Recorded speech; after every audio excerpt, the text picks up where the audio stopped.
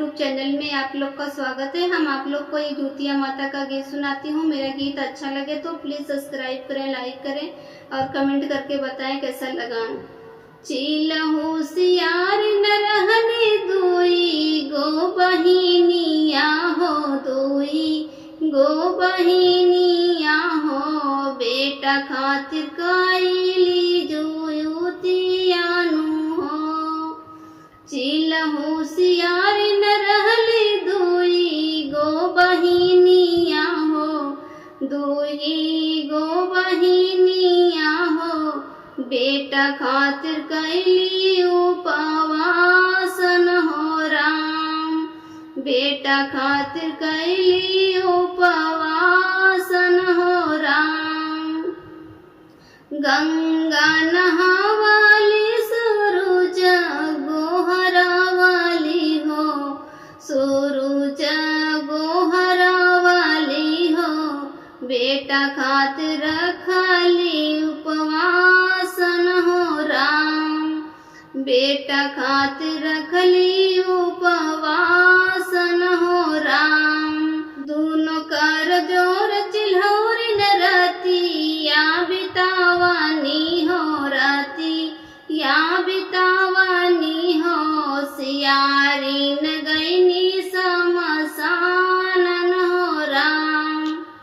दोनों कर जोर चिल्होर न रतिया बितावानी हो, रतिया बितावानी हो, सियारी न गईली समसानन हो राम।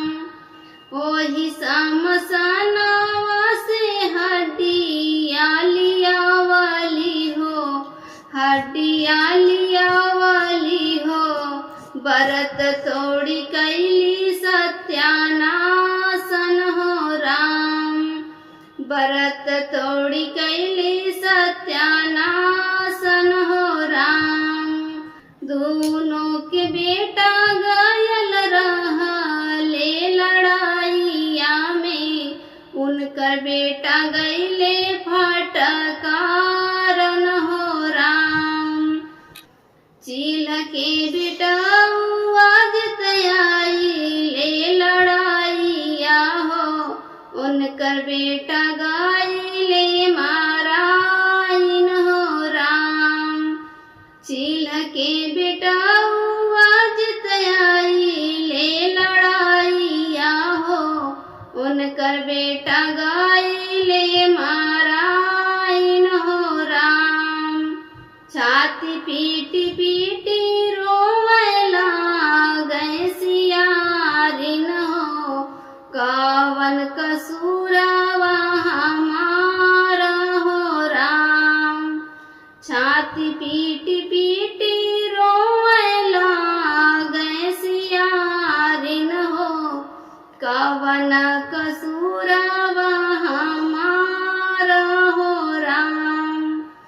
पूर्व के देशवा से आइले सधुइया हो, आइले सधुइया हो, कहे लागे गलती तोहारन हो राम।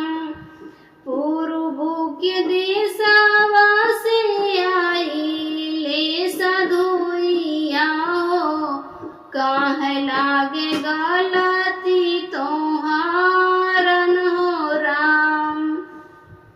बेटा खातिर कैलू सियारी न तोही जुयुतिया हो, हड्डी खाई कैलू बर्बाद हो राम, हड्डी खाई कैलू सत्यानाशन हो राम। अब की कसूर बाबा कई दी माफावा हो, अब की कसूर बाबा कई दी माफावा हो, फिर से कराबा हम जूतिया हो राम, फिर से कराबा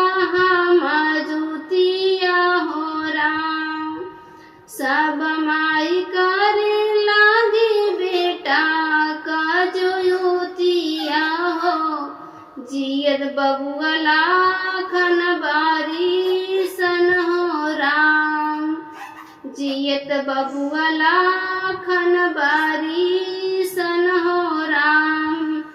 मेरा जूतिया माता का गीत अच्छा लगा हो तो प्लीज़ सब्सक्राइब करें, लाइक करें और कमेंट करके बताएं कैसा लगा।